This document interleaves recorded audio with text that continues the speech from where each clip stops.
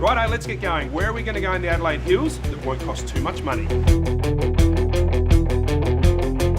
Lots of people make a massive mistake when they come up to Hahndorf, and that is this. They go for a walk up and down the main street of Hahndorf and they visit the old 130 odd shops that are around the place. And they kind of think they've ticked the box as far as the history of Hahndorf. They couldn't be further from the truth. The real history, the stuff that's behind the scenes, lays off the main street and around the surrounding areas. And to really embrace it, you've got to do one of the hosted walking tours. And in order to do one of those, I'm going to need to introduce you to Sharon. Let's go. The best way to see any place around the world is on a guided walking tour. By walking around, you can slowly take in the ambience of the village. You can see and hear all about the special stories. So when I take you on a guided tour, I'll be able to explain the architecture, the story of the families, and the wonderful history, the Prussian history behind the oldest Germanic village in Australia.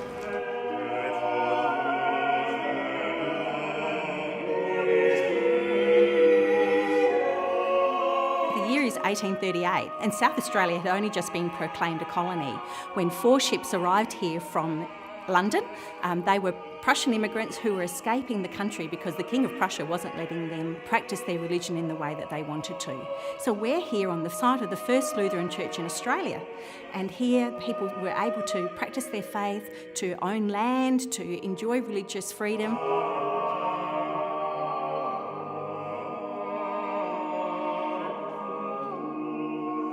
I love the history with this church, and I also love the fact they've got allocated aisles for mothers and babies. So they didn't want the mothers and babies, especially the babies, to bother the congregation. So these aisles are marked and they're right at the back of the church. But if your baby was playing up, they've even got something else for you. Come and have a look at this. This church comes complete with its own crying room. So the baby gets upset, he goes straight into here and cries his little heart out. Now, I've been married for about 7 or 8 years. I think I need a crying room in my house, not for the kids, just for me. Why did I marry her? Why?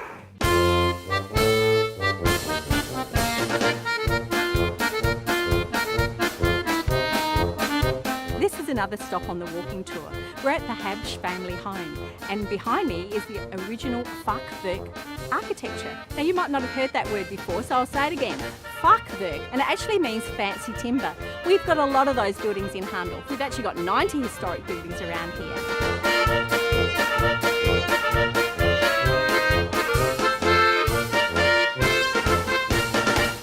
This is a really special place in Hahndorf. It's identifying special things.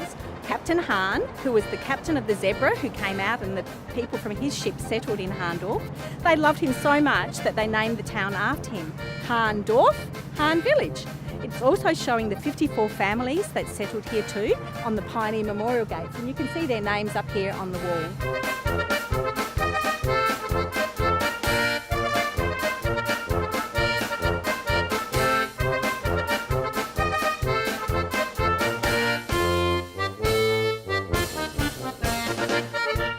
One of the most interesting places in Hahndorf is the Hahndorf Academy, and it's where the Hahndorf Museum is, the Hahndorf Visitor Information Centre, etc.